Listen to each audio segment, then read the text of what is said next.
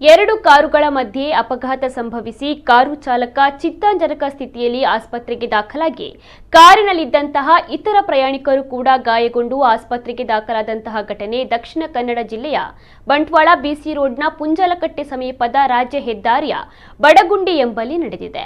ನಿನ್ನೆ ಮಧ್ಯರಾತ್ರಿ ಈ ಅಪಘಾತ ಸಂಭವಿಸಿದ್ದು ನಯನಾಡು ನಿವಾಸಿ ಕಾರು ಚಾಲಕ ರಾಕ್ಲಿನ್ ಲೋಬೋ ಎಂಬವರು ಗಂಭೀರವಾಗಿ ಗಾಯಗೊಂಡು ಮಂಗಳೂರಿನ ವೆನ್ಲಾಕ್ ಆಸ್ಪತ್ರೆಯಲ್ಲಿ ತೀವ್ರ ನಿಗಾ ಘಟಕದಲ್ಲಿ ಚಿಕಿತ್ಸೆಯನ್ನು ಪಡಿತಾ ಇದ್ದಾರೆ. ವಾಮದ ಪದವಿನ ಕಾರ್ಯಕ್ರಮವೊಂದರಲ್ಲಿ ಭಾಗವಹಿಸಿ ಊಟವನ್ನ ಮುಗಿಸಿ ಅಲ್ಲಿಂದ ವಾಪಸ್ ಮಂಜೇಶ್ವರಕ್ಕೆ ಹೋಗ್ತಾ ಇದ್ದ ವೇಳೆ ಎರಿಟಿಗ ಕಾರು ಹಾಗೂ ರಿಟ್ಸ್ ಕಾರಿನ ಮಧ್ಯೆ ಅಪಘಾತ ಸಂಭವಿಸಿದೆ. ಎರಿಟಿಗ ಕಾರಿನಲ್ಲಿ ಸುಮಾರು 12 ಮಂದಿ ಪ್ರಯಾಣಿಕರಿದ್ದು ಎಲ್ಲರಿಗೂ ಗಂಭೀರ ಪ್ರಮಾಣದ ಗಾಯವಾಗಿದ್ದು ಸ್ಥಳೀಯ ಆಸ್ಪತ್ರೆಗೆ ದಾಖಲು ಮಾಡಲಾಗಿದೆ ಅನ್ನುವಂತಹ ಮಾಹಿತಿ ಲಭ್ಯವಾಗಿದೆ. ಮೆಲ್ಕಾರ್ ಟ್ರಾಫಿಕ್ ಪೊಲೀಸ್ ಠಾಣೆಯಲ್ಲಿ ಈ ಬಗ್ಗೆ ಪ್ರಕರಣ ದಾಖಲಾಗಿದೆ.